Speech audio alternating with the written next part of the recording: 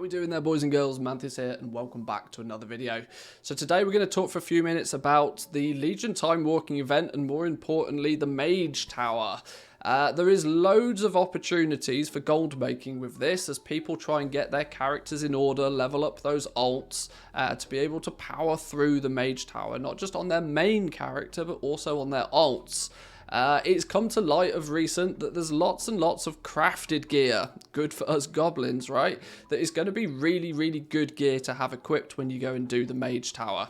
Now, it's not always going to be the best in slot gear, but it's going to be easy to acquire, right? And this is the key. People can just go to the auction house and they can buy a few bits of crafted gear and make their time in the Mage Tower far more simplistic.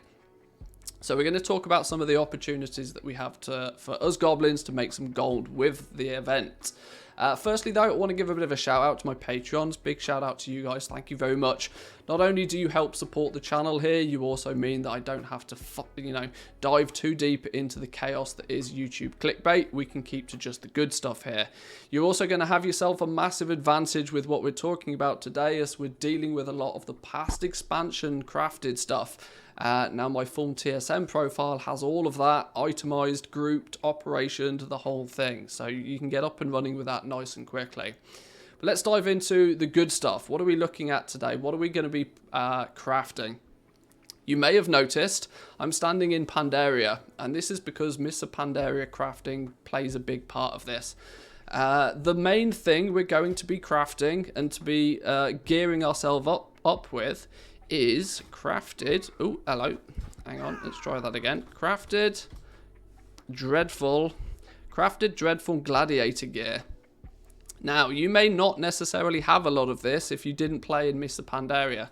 Stand up.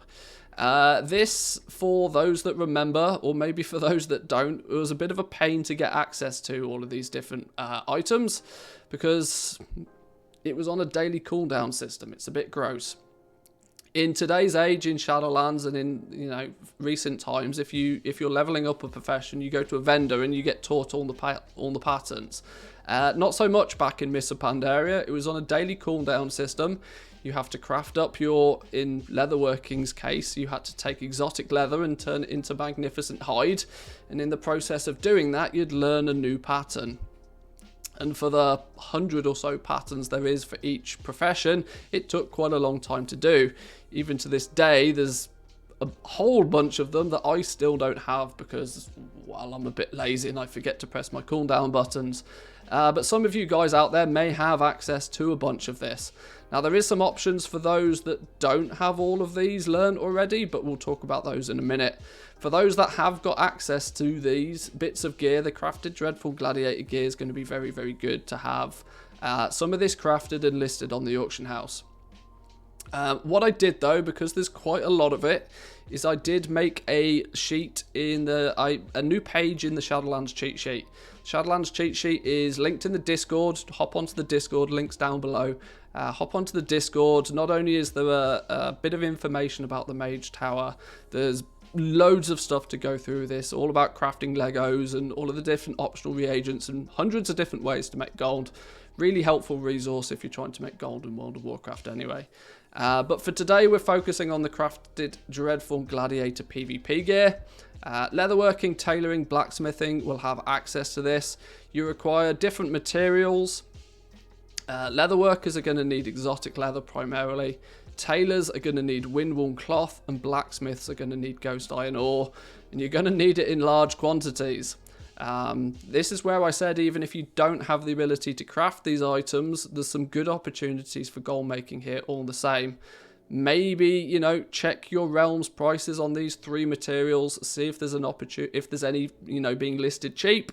Maybe consider picking some up. Even consider going out and doing some farming of this. I would imagine once the current supply of materials dries out, because a few people try crafting this, there's a good opportunity there to even go out and farm some of this stuff. With high level characters now, you can probably farm this quite effectively. Maybe I'll put together some videos on how to farm some of this stuff as well in the next few days. But crafted Dreadful Gladiator PvP gear is something that you want to keep your eyes on and get some of this crafted. And where possible, try and complete sets. Try and make it so that you can put a complete set up on the auction house, as that will give somebody the ability to go to the auction house and buy every piece they need in one go. Nobody likes to, you know, get 7 out of 8 pieces or something. But see what you can do. If you haven't got the patterns, you haven't got the patterns. But, you know, you can only do what you can do. But this set of gear is going to be really, really powerful. There are then some other things you may want to look at. Once you've got the gear, you obviously want to gem it and enchant it and make it, you know, as strong as possible. Jewel crafters out there also have a really good opportunity at the moment with a lot of the past expansion gems. Now, I'm not going to go through everything in this video. I'd prefer it if you just take a look at the sheet, simply because there's a lot to go through. It's not just as simple as this is the PvP set, craft it and go. You're going to want some meta gems crafted, and then you're going to try and get as many main stat gems in that gear as you can possibly get your hands on, but some of them do come from different expansions and some of them are unique equipped, so have a little bit of a look through this. But if you have a jewel crafter and you've had that jewel crafter for a good amount of time and you've got them skilled up, you probably will be able to craft a whole bunch of these, and they're going to be in demand quite soon, so there's some good opportunities, that is for sure. Enchants, the list of enchants was absolutely mahoosive, so what I decided to do, rather than just copy pasting it, was to actually link straight to the Wowhead article that gives a breakdown of every enchant for every gear slot. Once again, if you've got an enchanter, you should probably look at getting a bunch of these things crafted and listed. You can see there's a whole bunch of enchants from past expansions that you should probably have crafted and listed on the auction house at the moment, as people will be after these a lot more so than they normally are. The link to the Wowhead articles will be in the description, by the way. So make sure you get some of this crafted and get it listed.